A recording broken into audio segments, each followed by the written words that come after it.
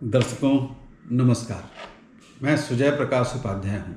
मैं एक ज्योतिषी हूँ और आज आपको बता रहा हूँ वैसे लोगों के बारे में जिनका जन्म 15 जनवरी से लेकर 14 फरवरी के बीच में हुआ है और इस महीने को माघ का महीना कहते हैं।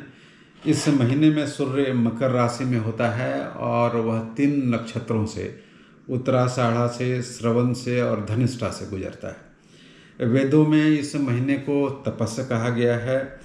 इस महीने में यदि आपका जन्म है, आप आश्वस्त हो लें कि आपका जन्म वाकई माघा महीना में है, तो आपकी स्वभाव और प्रकृति के बारे में यह कहना उचित होगा कि आप इस महीने में जन्म लेने के कारण बहुत महत्वाकांक्षी, बहुत सशक्त मनोबल के होंगे। आपके लिए जीवन का उद्देश्य बिल्कुल स्पष्ट, सुस्पष्ट और क्लियर होगा। अपने उद्देश्य के लिए आप बिल्कुल समर्पित रहेंगे, पूरा निष्ठावान, पूरा सब कुछ अपना आप लगा देंगे। आपको पता होता है कि हमें क्या करना है, किस दिशा में जाना है और उसके लिए जो जो प्रयास हो सकता है वो आप करते हैं, क्योंकि पूरा समर्पण भाव होता है। आप किसी भी चीज़ से जल्दी संतुष्ट नहीं होते और मज़े की बात यह है कि आपने जो चाहा वो मिल गया और जैसे ही मिल गया उसके प्रति आपकी अभिरुचि तत्क्षण समाप्त हो जाती है। आप संतुष्ट जल्दी नहीं होते। परंपरा के प्रति आपकी अगाध श्रद्धा होती है।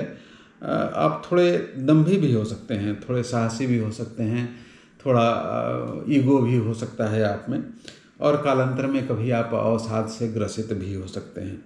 जहाँ तक आजीविका का सवाल है तो आप बैंकिंग, कॉमर्स, फाइनेंशियल इंस्टीट्यूशंस, वित्तीय संस्थान, राजनीति भी, रियल एस्टेट में आप बहुत अच्छा कर सकते हैं।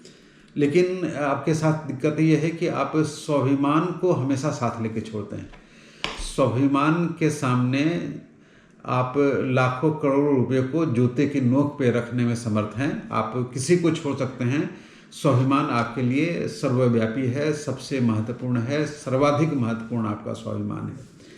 स्वास्थ्य आपका शुरुआती दिनों में अच्छा नहीं रहता, लेकिन बाद में अनुशासन का प्रयोग करके जीवन में योग अनुशासन को लाके आप अपने स्वास्थ्य को अच्छा कर लेते हैं। विवाह आपका विलंब से होता है थोड़ा, और यदि आश्विन, अगहन और चैत में जन्मे लोगों से आपका विवाह हो तो आपका विवाह अच्छा होता है, दाम्पत्य जीवन अच्छा होता है। आश्विन कहें तो 16 सितंबर से लेकर 17 अक्टूबर के बीच में, और अगहन कहें तो 18 नवंबर से लेकर 17 दिसंबर के बीच में, और चैत कहें तो 15 मार्च से लेकर 14 अप्रैल के बीच में यदि आपके पार्टनर का जन्म है तो आप समझिए कि आपका दाम्पत्य जीवन तुलनात्मक दृष्टि से अच्छा होने वाला है। इसके ठीक उलट यदि आपका पार्टनर का जन्म बैसाख, सावन और कार्तिक महीने में हुआ है तो न दाम्पत्य जीवन होता है, न संतान सही होते हैं या संतान होता ही नहीं। रंग आपके लिए हरा, नीला, उजला रंग अच्छा है। रत्न का जहाँ तक सवाल है, मोती, मून स्टोन या नीलम ऐसे जातकों को पहनना चाहिए, आपको पहनना चाहिए। सूर्य, किसी तरह से सूर्य का संबंध यदि शनि से हो जाए तो इस आप बहुत शक्तिमान आप हो सकते हैं, आप शत्रुहंता हो सकते हैं, आप ऊंचे संपर्क वाले व्यक्ति हो सकते हैं, समाज में आप बहुत स्थापित हो सकते हैं। सूर्य का शनि से संबंध होने का मतलब कि सूर्य तो अभी मकर राशि में है, शनि भी मकर राशि में आ जाए, शनि कहीं से आपकी कुंडली में आपके मकर राशि को देखे तो इसे कहते हैं कि शनि का सूर्य से संबंध हो गया। उसी तरह से यदि शुक्र का संबंध हो जाए आपके सूर्य से, मकर में अवस्थित सूर्य से, तो आपको जीवन में किसी धनाढ्य महिला, किसी महिला के सहयोग से आप आगे बढ़ते हैं। और यदि आपका सूर्य का इसी तरह से चंद्रमा से संबंध हो जाए तो आप में मानसिक क्षोभ होता है, आप हमेशा अपने को छोटा बौना समझते रहते हैं, आपको मानसिक दुश्चिंताएं बहुत होती हैं।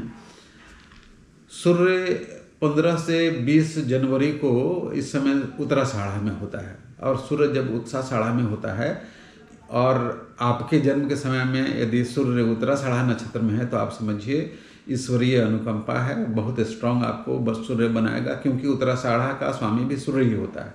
सूर्य बहुत ख्याति देगा, बहुत संसाधनों से युक्त करेगा, समाज में बहुत स्थापित करेगा, और जितने भी भौतिकवादी संसाधन होते हैं वह देर सवेर आपको प्राप्त करवाएगा।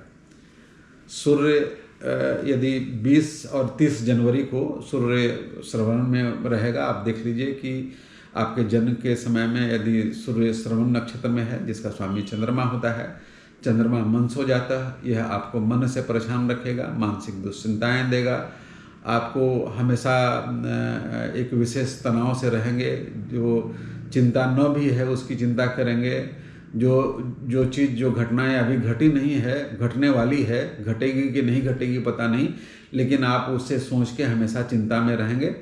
तो चंद्रमा का ऐसा असर, मतलब 20 से 30 जनवरी के बीच में यदि आपका जन्म होता है तो आप मानसिक चिंताओं से ग्रस्त रह सकते हैं। यदि आपका जन्म 1 से 14 फरवरी के बीच में हुआ है तो सूर्य इस समय में धनिष्ठा नक्षत्र में है। धनिष्ठा नक्षत्र का स्वामी मंगल होता है। ये आपको धनी बनाएगा, आपको सब कुछ प्रदान करेगा, लेकिन आपके घर की अशांति बनी रहेगी। हमेशा ध्यान रहे कि ये जो बातें मैंने आपको माघ महीने में जन्म के कारण होने वाले फल की कही, आप ध्यान में रखिए कि ये बातें सत्य ही हैं, मोटा मोटी हैं। ये आप पर लागू हो भी सकती हैं, आप पर नहीं भी लागू हो सकती हैं। आप पर लागू हो तो आप अपने कमेंट से बताइए कि हाँ ये सब चीज़ दिखता है। और ये सब चूँकि ज्योतिष महासागर है, वो ज्योतिष में कई चीज़ों का असर होता है, ग्रहों की दृष्टि का, ग्रहों के नक्षत्रों का, परस्पर युति का, कई सारे योगों का। तो यह एक मोटा मोटी विचार है। तो आप देखिए कि यदि आपका जन्म इस माह में हुआ है तो आप पर फलीभूत होता है, नहीं हो तो मुझे अवगत करवाइए प्लीज़।